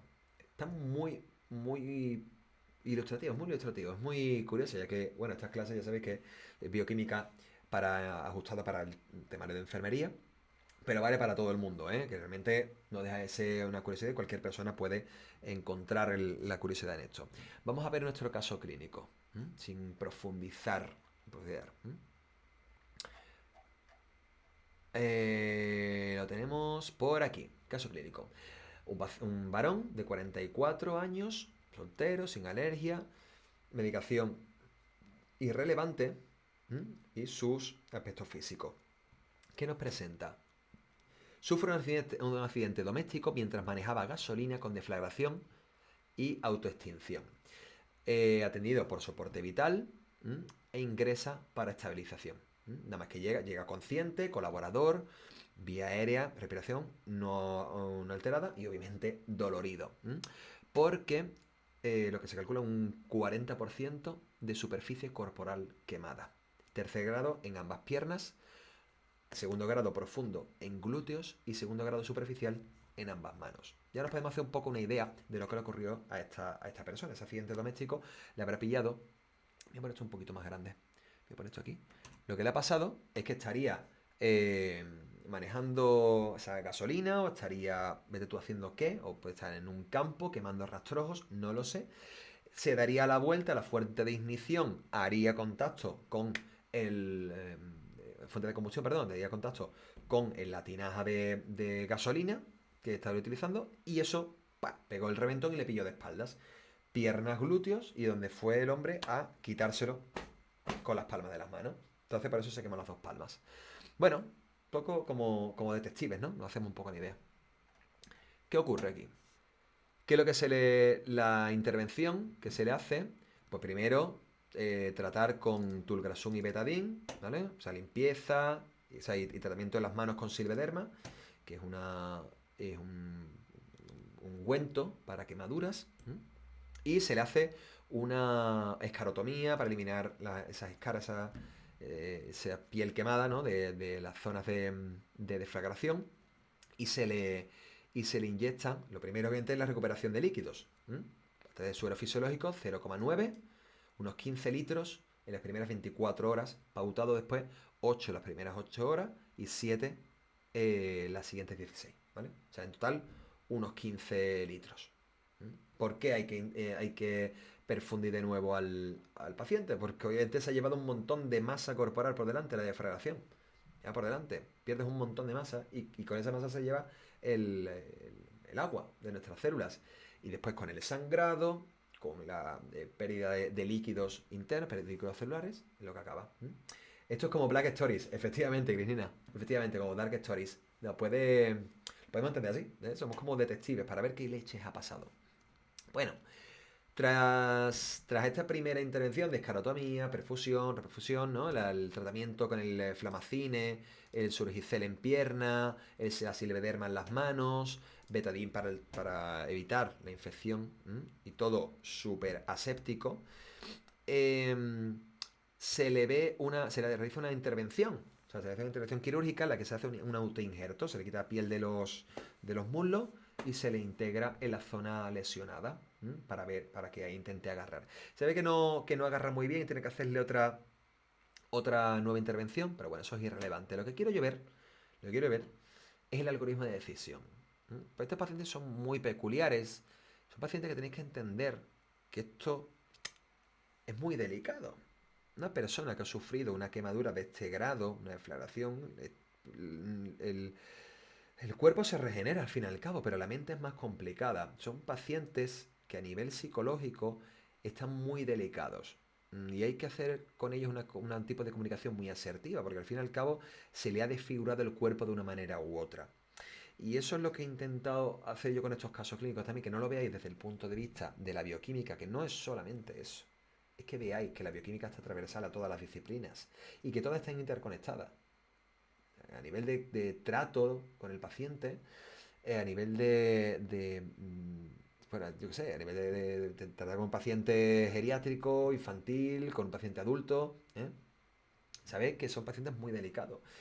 Y, y que tú un algoritmo de decisión te lo puedes memorizar. Pero un poco más adelante tenéis lo que comenta. Esto no quiero adelantar cosas. Me vengo arriba. ¿Qué se intenta hacer? ¿vale? Lo primero, necesidad de comer y beber adecuadamente, por eso se intenta esa reperfusión a través del suelo fisiológico al 0,9. ¿eh? Integración de dieta hipercalórica rica en proteínas, que ahí es donde quiero yo llegar. Porque como ya sabéis, los pacientes quemados entran en un estado hipercatabólico. Hipercatabólico. Porque toda esa destrucción de tejido, ¿no? Fruto de la deflagración instantánea, hace que el cuerpo entre en un proceso de regeneración. Intenta destruir todo aquel tejido que ya es inservible, catalizar, eliminar o romper sus propias estructuras, romper su tejido graso, sus carbohidratos, sus proteínas. ¿Para qué? Para regenerar el tejido. Entra en un estado hipercatabólico. Y si yo no le doy piezas, no le doy una dieta, no lo suplemento con la dieta, al final va a acabar comiéndose a sí mismo el cuerpo. Por eso se suplementa con una dieta hipercalórica, para que el tejido sano que queda no se siga destruyendo por ese síndrome hipercatabólico. Y aparte, obviamente, suplementos vitamínicos y de nutrientes como, obviamente, vitaminas del grupo B, que estimulan la hematopoiesis, estimulan el metabolismo de la glucosa, vitaminas de tipo C, ¿vale? Para fomentar la buena performance del sistema inmunitario y fomentar un estado reductor, ¿no? No tan oxidante. Zinc, que tienen otra maquinaria enzimática antiinflamatoria y redox, para que veáis, y aparte la buena hidratación. Y la eliminación por todas las vías de esos desechos. Entonces son pacientes que tienen que estar encamados, que tienen que estar en una posición horizontal. En este caso, nuestro paciente va a estar boca abajo. Tanto imaginad tantísimas horas, días, semanas, boca abajo, con esas escaras doliendo y esas zonas lesionadas doliendo. Y con la imposibilidad de ir al baño, tanto para aguas mayores como aguas menores. Eso a nivel psicológico toca mucho. Por lo tanto, ¿qué se le dice en ese momento? Pues obviamente sonda vesical, que también me favorece, me facilita medir la diuresis hora a hora y facilitas el control hídrico. Y mides si el paciente está bien perfundido o no. Y aparte, al no haber movilidad y que los músculos abdominales estén poco activos, eso va a afectar también a la motilidad intestinal, a la peristalsis. Y pues hay que aplicarle un enema al paciente, ¿vale? ¿Qué más hay por aquí? A mí lo que me interesa, ya a nivel de tratamiento del paciente, ya el tema de la ropa, de dormir y tal, son obviedades. Me interesa una cosita que ponía aquí, que es mantener la temperatura corporal dentro de los límites normales, adecuando la ropa y modificando el ambiente. ¿Por qué me interesa mantener una temperatura corporal elevada, entre 37 y 37,5, en un paciente quemado? Por una razón muy sencilla. Porque la hipotermia es es un enemigo del metabolismo, llámame entre comillas. Si yo tengo un paciente que está en estado hipercatabólico, su gasto energético es muy elevado, porque está hipercatabolizando. Si yo, lo que ya sabéis, ¿no? Con el tiroides, que nuestro metabolismo aumenta. Tengo que ajustar la temperatura para que su metabolismo no vaya tan rápido. Y aparte, si yo aumento la temperatura, mis vasos sanguíneos van a aumentar su luz, van a ser más anchos y la sangre llena de nutrientes que estoy suplementando va a llegar a la zona afectada. Entonces me voy a asegurar que llegue. Dice Liam, súper importante la analgesia y el apoyo emocional por parte de la enfermería. Efectivamente, Liam, efectivamente. Evidentemente un paciente como este está dolorido a nivel físico y a nivel emocional. Cada vez que se mire en el espejo, cada vez que vaya a la playa, a la piscina, esté con su pareja, se va a acordar de ese evento y lo va a tener aquí grabado. Entonces, cuanto mejor le acompañéis a nivel emocional y que de la manera más asertiva posible, mayor resiliencia va a tener el paciente, capacidad de recuperación y de resiliencia. Entonces, esto es importante, el saber que la temperatura es un aliado fundamental en la recuperación del paciente, no solo para ralentizar el estado hipercatabólico, sino también para fomentar que los vasos sanguíneos lleven esos nutrientes que hemos suplementado a la zona que se está regenerando. ¿Vale? ¿Qué más? ¿Qué más? Tema de higiene, evitar peligros ambientales, bla, bla, bla. Aquí lo tenéis. Necesidad de comunicarse con los demás expresando emociones, necesidades, temores y opiniones. ¿Mm? El paciente, en este caso, habla, ¿no?, de lo que hace cada cosa. ¿No? Habla en el caso del paciente, ¿no? Se comunica asiduamente con la familia, tiene capacidad autosuficiente para expresar emociones, tiene sensación de nerviosismo, está preocupado para la cicatrización de las heridas y tiene miedo de las curas debido al dolor que le producen. La sensación de nerviosismo nos orienta a que el paciente presenta ansiedad y temor. Es obvio. Un evento traumático como este mm, tiene diferentes etapas de luto hasta que acabas aceptándolo y acabas entendiendo que esa cicatriz te va a acompañar toda la vida. Pero por suerte los humanos somos bastante resilientes, unos más que otros, pero somos bastante resilientes.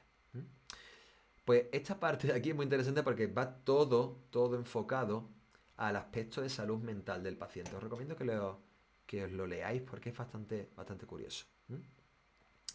Eh, el rato ya son todos códigos NOC, ¿vale? El código NOC, que lo tendréis que saber, el Nursery Outcome eh, Index, ¿no? Que es lo que os pediré a través de códigos, ¿no? El tema de deterioro de integridad cutánea, el tema de dolor agudo relacionado con agentes externos y expresado por expresión de dolor, ¿no? Mediado por expresión de dolor. Eh, Estas son cuestiones que ya hemos estado hablando, ¿no? Son, digamos, el código de actuación por parte de la enfermería, que son los que hemos comentado antes. Entonces, otra cosita más, síndrome hipercatabólico en paciente quemado.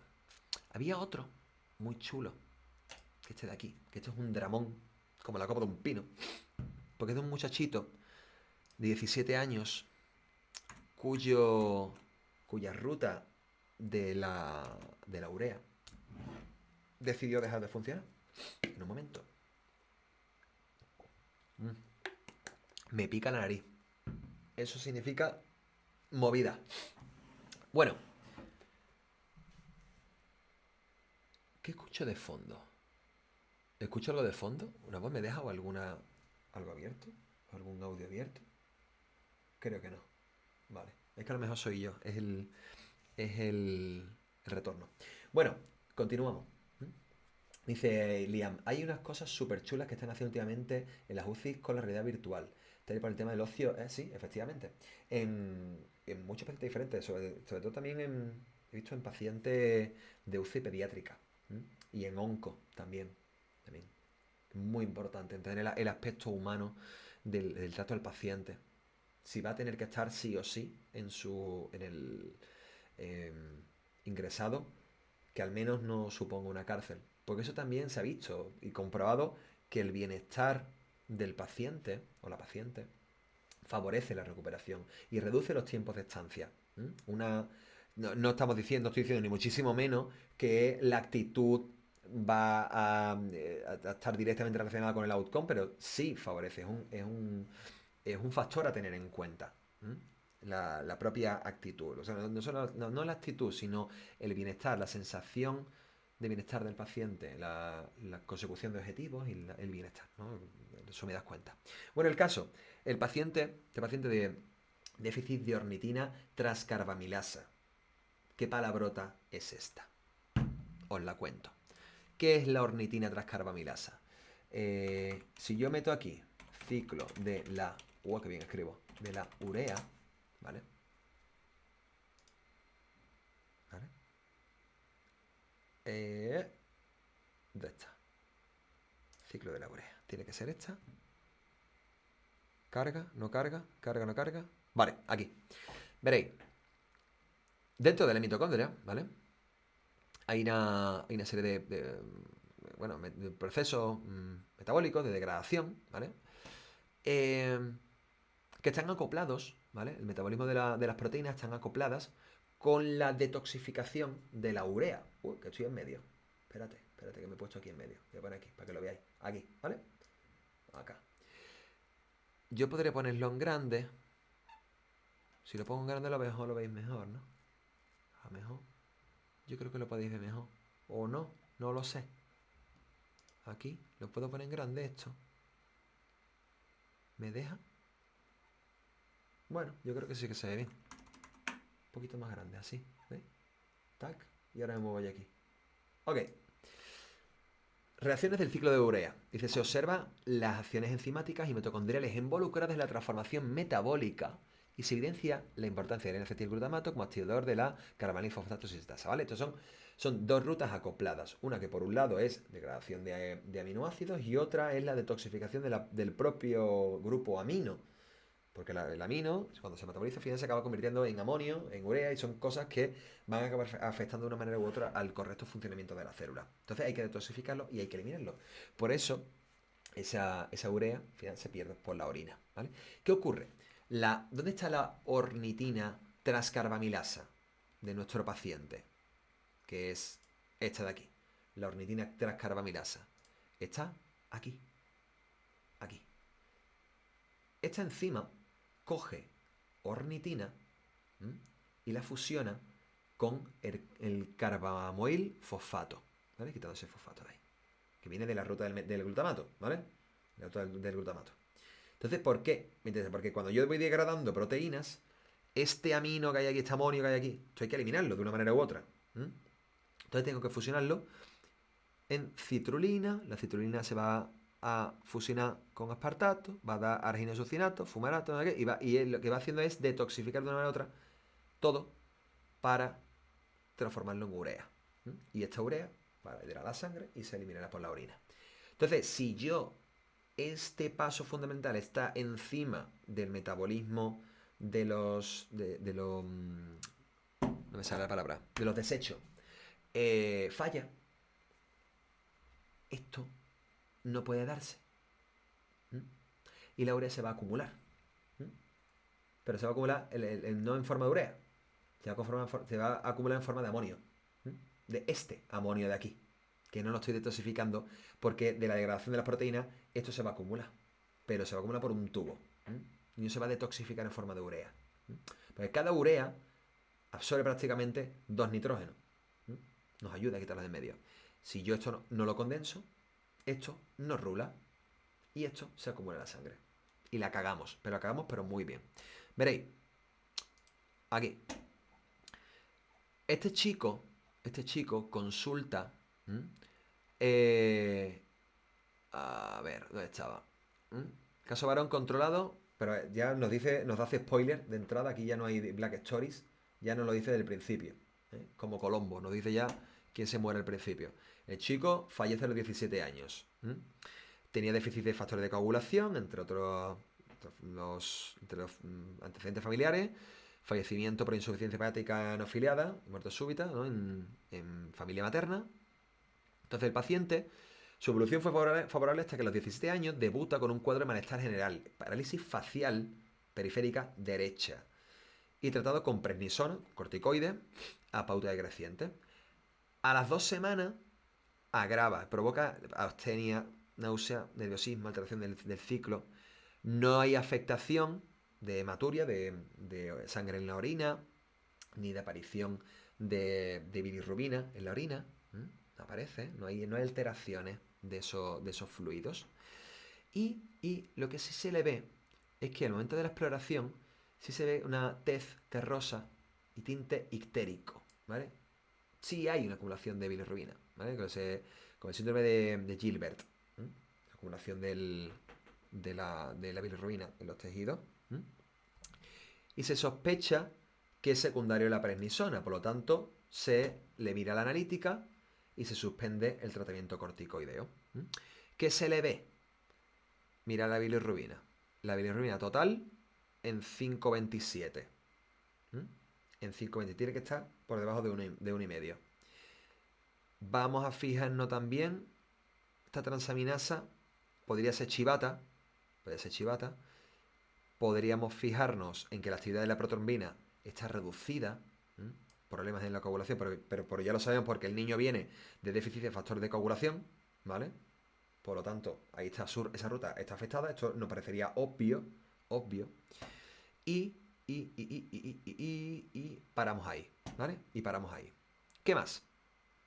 Su estado general empeora progresivamente, se le manda una tomo axial computarizada y una eco abdominal, que fueron normales. Y presenta un ascenso de bilirrubina, que fijad que antes estaba en 5,27 y cuando le hace la siguiente sube a 7.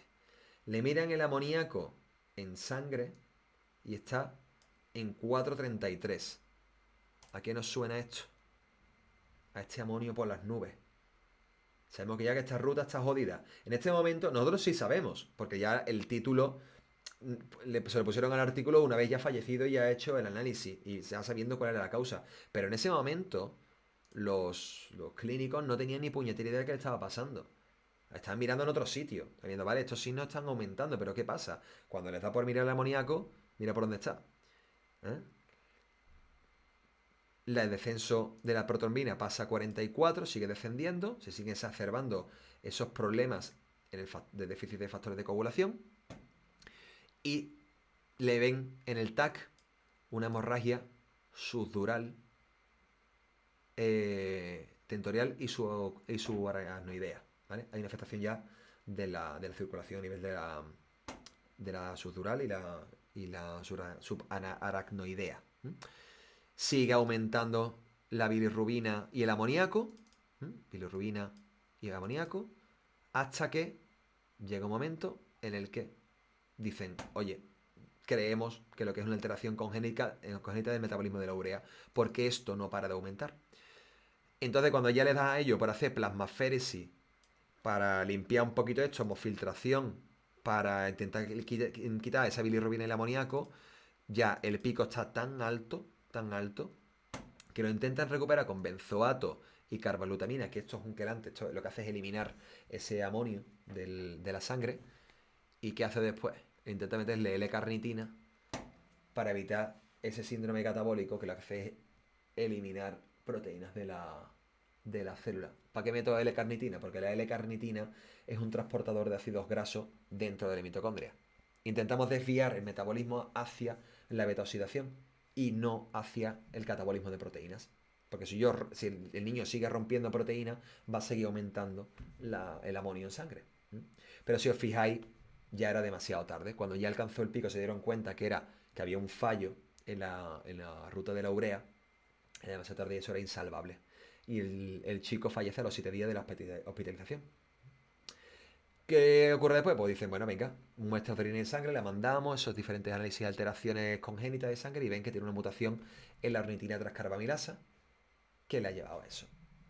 Para que veáis cómo el desacople de una única proteína, clave en ese metabolismo de la eliminación de los desechos, puede llevar a la perdición al sistema. Y claro, obviamente también la importancia del diagnóstico precoz, diagnóstico genético y la medicina personalizada de este tipo de pacientes, estas enfermedades tan raras. Dice Liam, lo del amonio es que ha entrado en alcalosis.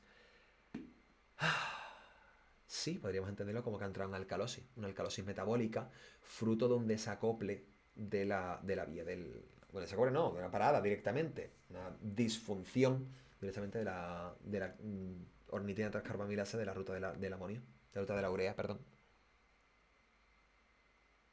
Sí, un dramón como la copa de un pino. Y ya el último que os quería comentar, que es muy chulo, muy chulo. Vamos a hablar de uno solo. Verás, porque son dos casos que son muy similares, de un chico y una chica.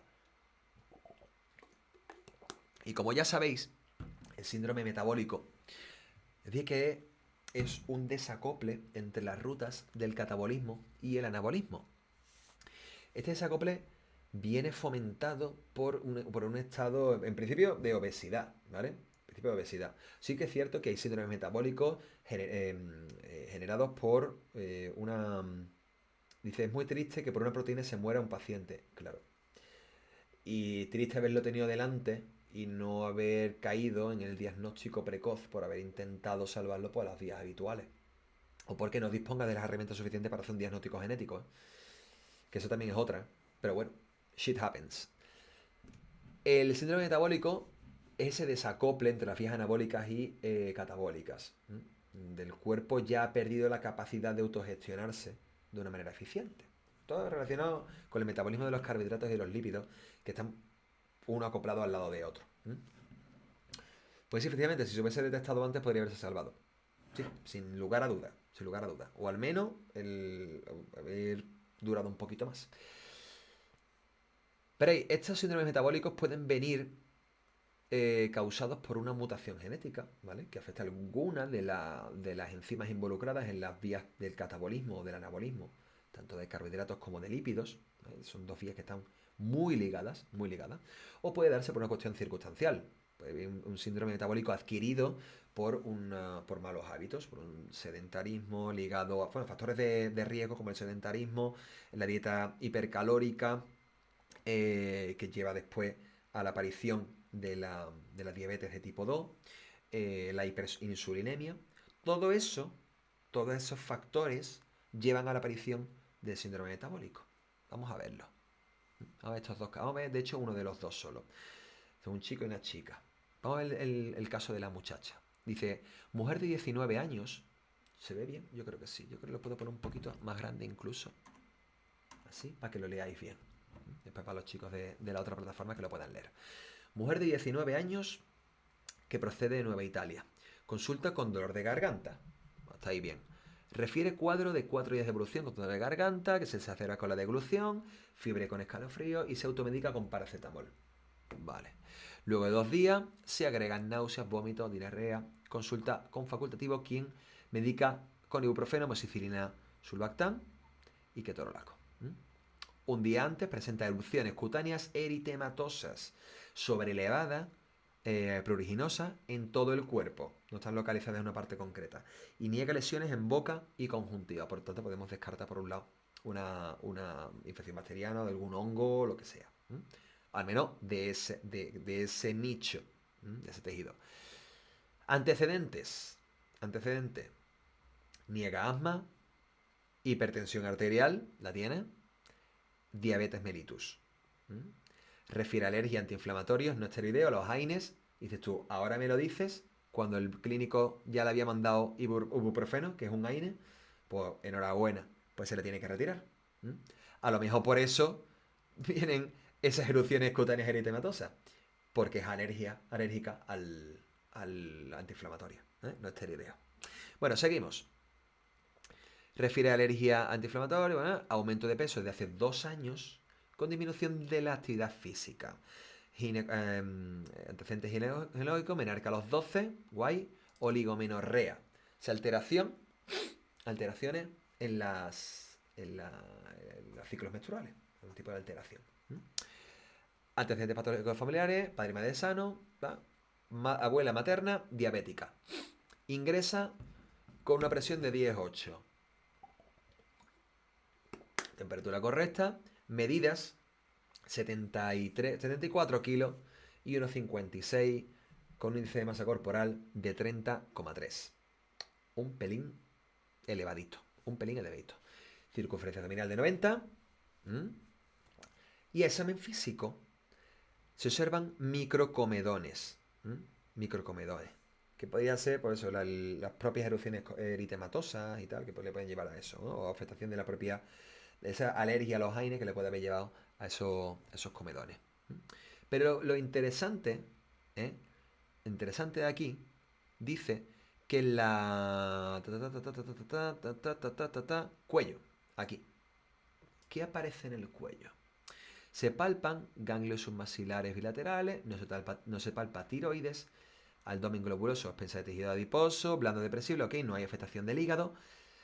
Y en la piel, rash eritematoso difuso en cuello, tronco, abdomen.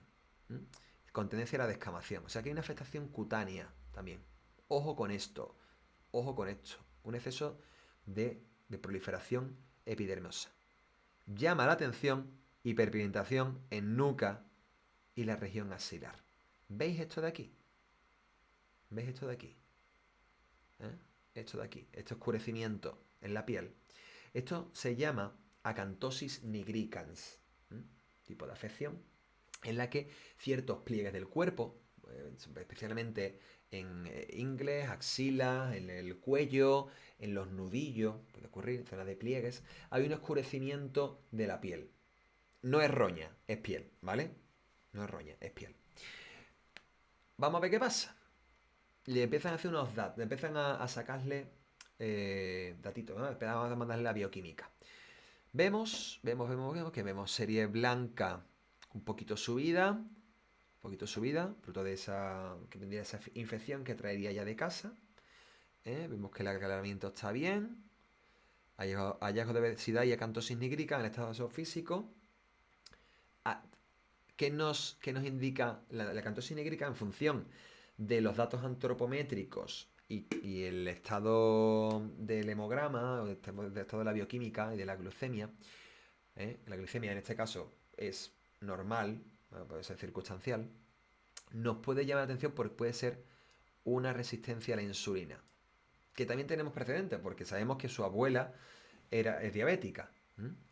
Se solicita entonces hemoglobina glicosilada. Ya empezamos a verla que va medio despuntando. Hipertrigliceridemia. Vemos que hay colesterol elevado. Sabemos que ya hay una dislipemia. Vemos que ya está desacoplado los lípidos en relación a los carbohidratos, ¿vale? A los glúcidos. Y fijaos qué cosa más curiosa. Que la paciente presenta oligomenorrea, se le miran las hormonas. Y yo miro la TSH, ok. Miro la luteinizante, ok. La FSH, ok. Pero mira lo que hay aquí. Andrógenos. Los andrógenos por las nubes. Hormonas masculinas por las nubes. Entonces ya empieza a llamarme la atención ciertas cosas. Hay dos órganos en la mujer que son capaces de sintetizar andrógeno, testosterona, ¿vale? Entre otros, ¿no? Entre todos los andrógenos, la testosterona. Uno de ellos es la glándula suprarrenal y otro es el ovario.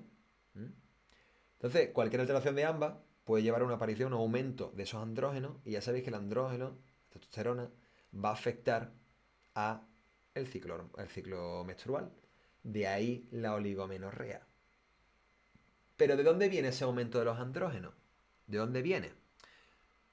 Además, que fijaos una cosa, esos andrógenos sabemos que vienen del ovario, porque cuando le hacen una eco ginecológica, ¿vale? Mira cómo está el ovario. El derecho y el izquierdo sobredimensionados, aumentados de tamaño, con un parénquima con más de 12 folículos en desarrollo. Conclusión, ovario poliquístico. Ya sabemos dónde vienen los andrógenos. Viene de que algo está estimulando el ovario para que esté hiperdesarrollado. Está sobreestimulado el andrógeno. Que también está estimulando la piel para provocar esa acantosis nigrica, ese sobrecrecimiento anómalo de las células de la epidermis, que hace que se acumulen y coja esa coloración oscura, porque son células queratinizadas al fin y al cabo. ¿De dónde creéis que viene? Si yo me voy aguas arriba y detecto que mi paciente tiene elevada la insulina, ¿vale? Elevada la insulina, pues yo se lo he ido a tener la insulina por las nubes. La insulina es una hormona anabólica. ¿Qué quiere decir esto? Que estimula que las células se dividan, que creen nuevas estructuras propias, se dividan, que se replique el ADN, que creen nuevas estructuras, que progresen al fin y al cabo, que los tejidos evolucionen y progresen. Muchos tejidos son permeables a la insulina, diría que casi todos, en unos en mayor y otros en menor medida. Porque la insulina llega a esas células del tejido periférico, tienen un receptor de insulina que fomenta la exposición de los transportadores de glucosa, los GLUT4, que lo que hace es meter la glucosa de la sangre dentro de la célula. ¿Para qué? Para fomentar la glucólisis, más energía, creo mis propias estructuras. Es una hormona que en primer lugar estimula la glucólisis, pero después estimula el anabolismo. ¿Qué le pasa? En primer lugar, que son los más permeables a eso. El hígado y los músculos, que son los que principalmente son anabólicos a la glucosa, son los que generan el glucógeno.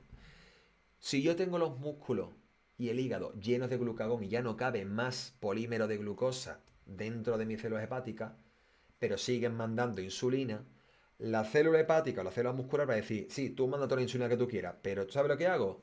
Trae para acá, todos los receptores de insulina los voy quitando. Elimino mis receptores por estrategia de esas células, porque tienen que sobrevivir, no les cabe más energía dentro. ¿Qué ocurre ahí? Resistencia a la insulina. Tu páncreas funciona. Tu páncreas manda insulina. El que es impermeable a la insulina son tus tejidos. Por lo tanto, si no hay manera de que si la cerradura de esa enzima, de esa insulina, está eliminada, la glucosa no puede entrar. Hiperglicemia que va a estar dando vueltas por el organismo. Afectación a la microcirculación, etcétera. Bueno, esa insulina, como no afecta a la célula, va a llegar a otros sitios, a otros tejidos que antes eran menos sensibles a la insulina, pero como hay mucha insulina, ahora se van a ver saturados. Uno de ellos, ¿cuál es? El ovario. Llega la insulina y estimula el anabolismo de esas células del ovario, hiperestimulándolo y haciendo que crezcan mucho más, haciendo que evolucionen esos folículos del ovario, apareciendo el ovario poliquístico. Como el ovario es un órgano endocrino, va a liberar muchas hormonas y entre ellas los andrógenos, que me van a desacoplar el ciclo menstrual. Ahí tienes la oligomenorrea. Por otro lado, toda la insulina, por esos capilares, va a llegar a la piel y va a estimular el crecimiento de las células. Ya sabéis que es anabólica. Entonces las células de la epidermis van a moverse mucho más rápido, van a dividirse mucho más rápido, se hiperqueratinizan, porque están sobreestimuladas, provocando la acantosis nigricans. Entonces, para que veáis cómo de un desacople nutricional y metabólico puede acabar afectando de manera multisistémica a muchos órganos, llevando no solamente un síndrome metabólico, como en este caso, hipertrigliceridemia, hipercolesterolemia, insulina por las nubes, que afecta a otros órganos, al sistema endocrino, al endocrino sexual.